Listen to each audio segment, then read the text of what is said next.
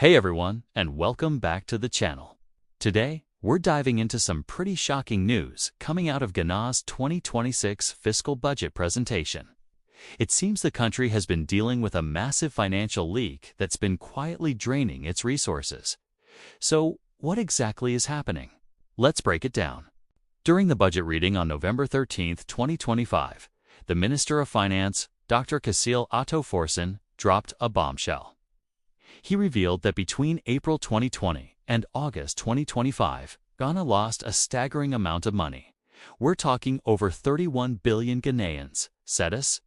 This loss is linked to something called Import Declaration Forms, or IDFs. These are official documents used for foreign exchange transactions when a company plans to import goods into the country. Here's where it gets really concerning. Over that 5-year period, Ghana processed a huge number of these foreign exchange transactions. To be precise, there were 525,814 transactions, totaling a massive 83 billion cedis. Now, you would expect that for every transaction made to pay for imports, there would be a record of the goods actually arriving in Ghana. But that's not what happened. Dr. Forson explained to Parliament that out of those 500,000 transactions, only a tiny fraction, just 10,440 could, actually be matched with corresponding import records.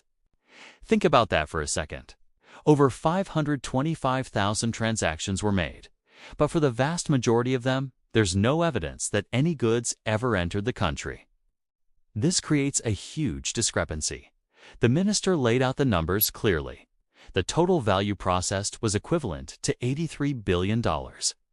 But the value of the transactions that were actually linked to imports was much, much smaller.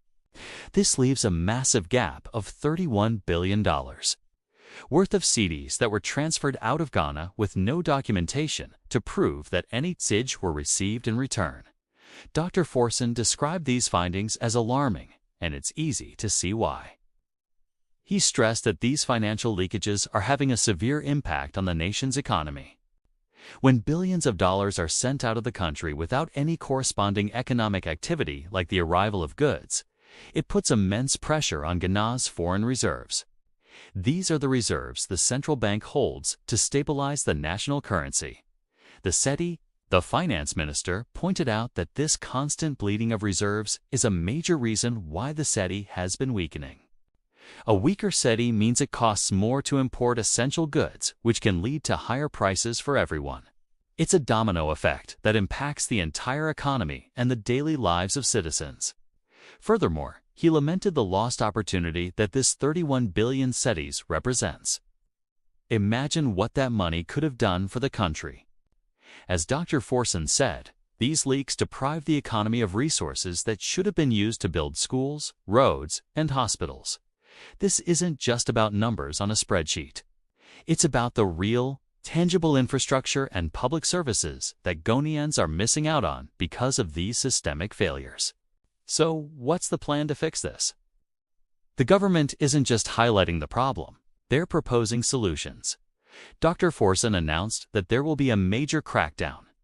This includes implementing much tighter monitoring of all foreign exchange transactions. The systems used for these transactions will be under heavy scrutiny to prevent unauthorized or fraudulent transfers. Additionally, there will be stricter enforcement of import verification systems at all of Ghana's ports. The goal is to create a robust system where every single cedi sent out for an import is accounted for with proof that the goods have arrived. The government is determined to seal these leakages and ensure that the country's financial resources are protected and used for national development. This is a developing story, and it raises a lot of questions about how such a massive leakage could happen over a 5-year period. It shines a spotlight on the critical need for transparency and accountability in financial systems, especially those related to international trade. As the government rolls out these new measures, we'll be watching closely to see how effective they are in plugging these holes and strengthening Ghana's economy. What are your thoughts on this situation? It's a huge issue with serious consequences for the country. Let me know what you think in the comments below.